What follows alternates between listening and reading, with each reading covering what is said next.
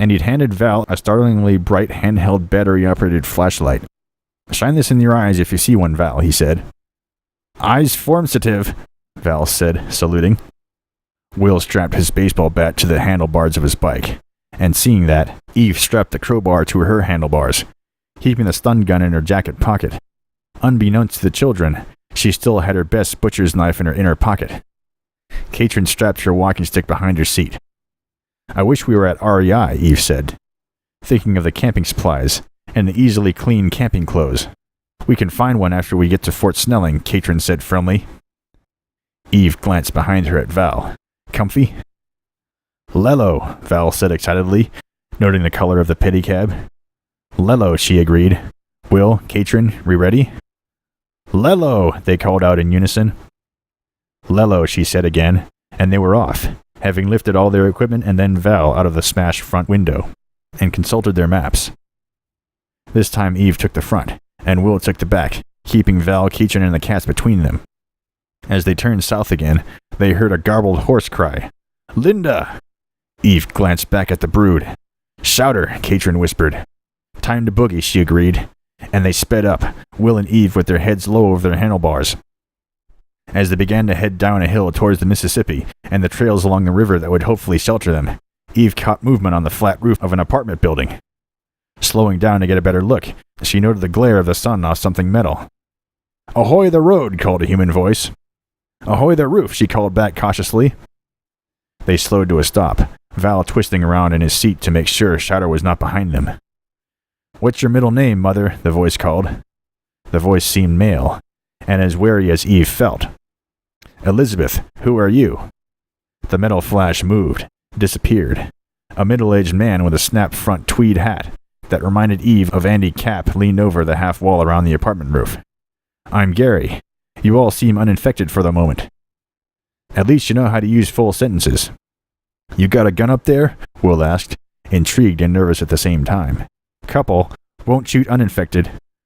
"Why are you out?" "We're heading to Fort Snelling," Will said, loud enough to be heard, hoping it wasn't loud enough to attract infected attention. Behind Eve, Val pulled out his lightsaber, so he held that in one hand and his spotlight in the other. Eve gave Will a look, trying to warn him to be more careful of the information. Said Gary of the tweed flat cap. "Not a bad plan if it's clear of infected. They're bad news." "Not like them," Val muttered. "How do you like Gary?" Katrin whispered, leaning closer to her brother. Val looked up at the stranger. He shrugged. "I think he not bite people." Eve hesitated. "You gonna be all right up there? You want to come with?" "Tell you what," Gary said. "You get to Snelling, and if it's clear, I'll see about heading over." "How will you know?" Will asked. "Come up quick," Gary said. "I have a good walkie set. I'll send one with you." Will started to climb off his bike, and Eve stopped him with a hand on his forearm. "Maybe we'll take our chances you'll guess correctly," Eve said. Gary laughed. "You'll do, Mother. Here, I'll lower one down. Give me a moment." Eve nodded, half smiling. "Name's Eve." Gary laughed. "It would be, wouldn't it?" He disappeared back behind the half wall, while Eve and the brood warily watched around them for any other movement. Shortly, the older man was back, with a bit of twine tied to a plastic grocery bag. He lowered over the side down to the small grass lawn, and Eve stepped off her pedicab bike to go retrieve it. Inside was a brightly colored and surprisingly heavy walkie-talkie, and several packs of batteries. "Mother, Eve," Gary said quietly, so just she could hear. She looked up at him and he nodded towards Val. "Your young guy over there, he infected?" Val was rocking back and forth gently, his weapons clutched close to his head. "My son, Val. No, he's always been delayed like this. He's not infected." Gary nodded. "Good. Got no problem with the special kids. It's infected I don't like these days." Eve pointed to the kids in turn. "That's Val, that's Will, and that's Katrin. And in the trailer back there are Cassiopeia and Leah the cats." "You got cats?" Gary said, leaning just a bit towards the trailer, wistfulness beneath the surface of his voice. "The two," she said. "My Benjamin went out just before the riots. I haven't seen so much as a hair of his tail since." Eve's heart pinched again, and she gave him a feeling look. "I'm gonna keep an eye out a bit longer," he said. "Benjamin's a tough old shit. Smarter than most neighbors, too." "Now or before?" Eve asked, and Gary snorted. You better be off, Mother. There's at least one infected around here, to the east some there. She nodded, getting back to her bike, and handed the bike with a walkie-talkie in it to Val to tuck beside him. Val peered curiously in the bag before settling it in with the water bottles. "Lello," he chirped. "Lello phone." "Lello," Eve said. She waved up at Gary. He saluted the family in return. "Lello," Val whispered to his sister. "Phone it Lello, too." "Lello," she said, grinning. They made it the rest of the way to the actual bike trail, without running into another living human being.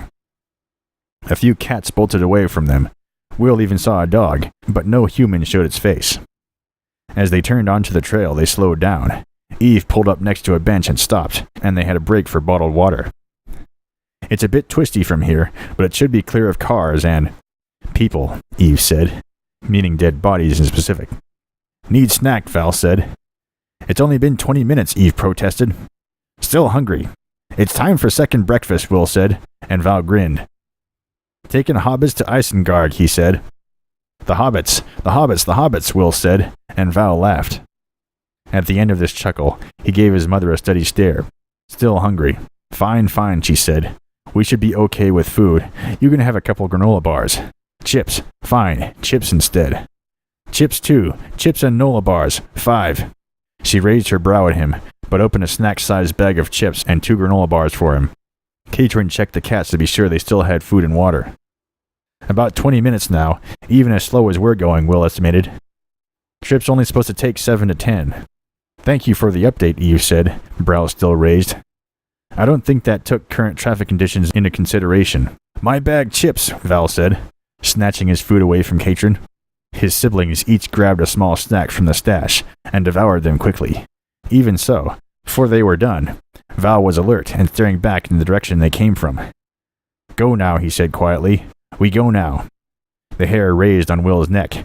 "Yeah, we go now." And just like that, snack time was over and they were off down the trail.